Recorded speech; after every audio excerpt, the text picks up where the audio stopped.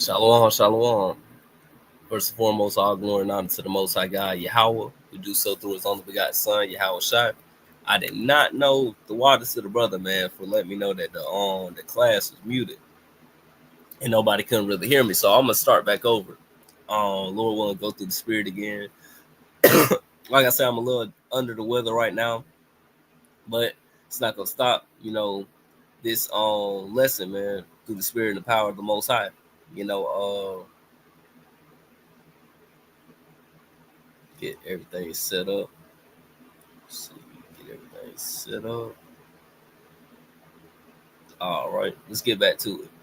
Right. So, like I said, this thought hit my mind earlier when I was getting me something to eat.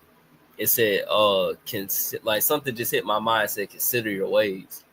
And this verse in Haggai popped up on my mind. So this is Haggai 1:5. It says, now therefore, thus saith the Lord of hosts, consider your ways. Like I say all the time, how do we consider our ways? We're calling these things to mind about how our forefathers messed up. Moses told the Most High that you've been forgiving your people ever since they left Egypt, because we realize that countless times that our forefathers have provoked the Lord to anger by worshiping other gods, not wanting to keep the covenant, didn't want to keep the law, wanted to live like the other nations. As their descendants, we're calling these things to mind that, hey, we see where they messed up, And it says, and it shall come to pass when all these things are come upon thee, the blessing and the curse for our people that's new to the truth, because there's people coming into the truth every day. All praises to the Most High. Let's get Deuteronomy 28. One might ask, well, what is the blessing and the cursing that God is speaking about? This is Deuteronomy 28, verse 1.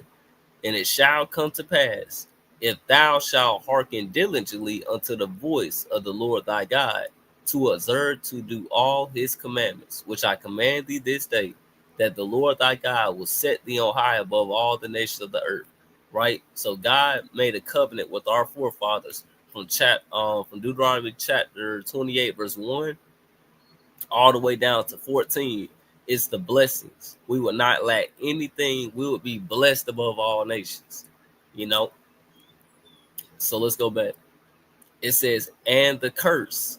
What is the curse? Let's go back to Deuteronomy chapter 28 and start at verse 15.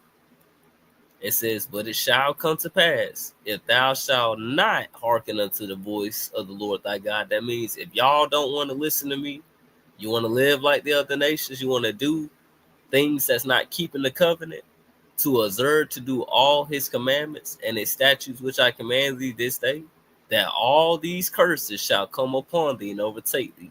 When you read verse 15 all the way through 68, you see different type of curses that God said he would put on his people.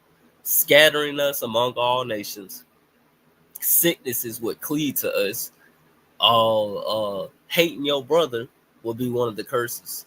Your dad will leave the household. Your mom will have an evil eye towards her children, and there's many different curses that God put on his people, and we're considering these things among the nations that we are, because Israel is scattered among all nations. Like we say all the time, we don't judge nobody based off how they look. We don't call nobody that's fair-skinned a Edomite. We don't call somebody that may look like Moab or Moabite, because we know that our people have been scattered among all nations, and that would not be wise to call somebody something that could offend the sheep. We're trying to gather our people together, not disperse our people even worse. So it says, which I have set before thee, and thou shalt call them to mind among all the nations. That means our people are scattered. Let me get a global map just for our people that still don't understand.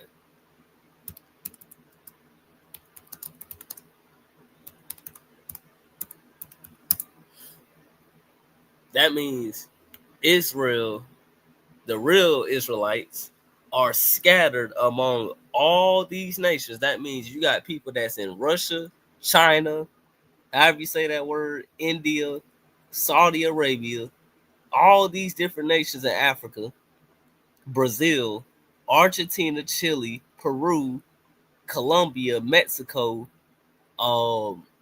United States of America, Canada, Alaska, and Greenland. You got in all these little small countries too as well. Our people are scattered among all these nations. That means it's very important not to call people another nation if you have not asked them, hey, who's your father? You know, is he do you see him on this sign, or what does he identify himself as? You know, because we know that just because these people occupy land masses doesn't make them the people. Like, that makes sense. Like, we're in America, but we're not Americans because we were not born in, like, how do I say this? We're not from America. We're from Israel. We just occupy this landmass, you know. But let's go back. I want to get off topic. It says, where the Lord thy God hath driven thee, right? So we've been driven to all nations and shall return, meaning what? Considering your ways, and return unto the Lord thy God, and shall obey his voice according to all that I command thee this day. Thou and thy children. That means it starts off with you men, us men, getting our houses in order, and the children, with all thine heart and with all thy soul. That means you got to be in this thing on fire. You know, the Lord is not doing that, you know, lukewarm. You know, it's either you hot or you cold. You want to do these commandments or you don't want to do them. You know, let's keep going. It says that then the Lord thy God will turn thy captivity and have compassion upon thee, and will return and gather thee from all the nations whither the Lord thy God hath scattered thee, right? So when we consider our ways and repent as a nation and come back to this covenant, God will turn our captivity, right? So let's now answer the question of what is the covenant? Deuteronomy 29 and verse 1. These are the words of the covenant which the Most High commanded Moses to make with the children of Israel in the land of Moab, beside the covenant which he made with them in Horeb. So the Most High God made a covenant with who? The children of Israel. It doesn't say the whole world. It says God made a covenant with the children of Israel. That's who he's going to deliver these promises to when you read Romans the 9th chapter. Right? So now let's get Psalm 25. Psalm 25 and 10. It says, all the paths of the Most High are mercy and truth unto such as keep his covenant. What's the covenant? The covenant that he made with our fathers, these commandments, and his testimonies, because he got countless testimonies throughout his law. He got countless testimonies throughout the prophets. He got the gospels, all these different testimonies, man. Right? Let's get verse number 6. I love this verse right here. It says, ye have sown much and bring in little. That means y'all work so hard, but you bring in so little. You work 40, 50, 60 hours, 70 hours a week and bring in little.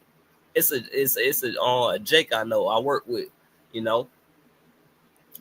He works like dang near like 50, 60, sometimes even 70 hours. But it's still what? Bring in little. Ye eat, but ye have not enough. Ye drink, but ye are not filled with drink. Right? Ye clothe you, but there is none warm. And he that earneth wages to put into a bag with holes. That means what?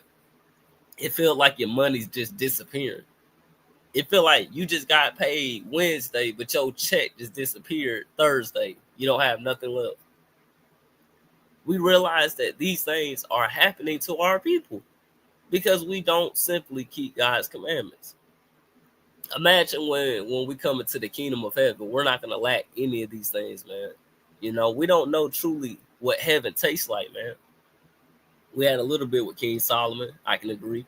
But truly just to be in our land doing these commandments, man. But like I said, I don't want to get on here too long. All honor and glory to the Most High God, Yahweh, by Shem Yahweh Shai. Shalom to the brothers in the chat. Oh, man, just consider your ways and come back to the covenant of our fathers, man. You know, like I said, this brother Malik, you know, coming back, you know, through the spirit of the Most High. And Shalom.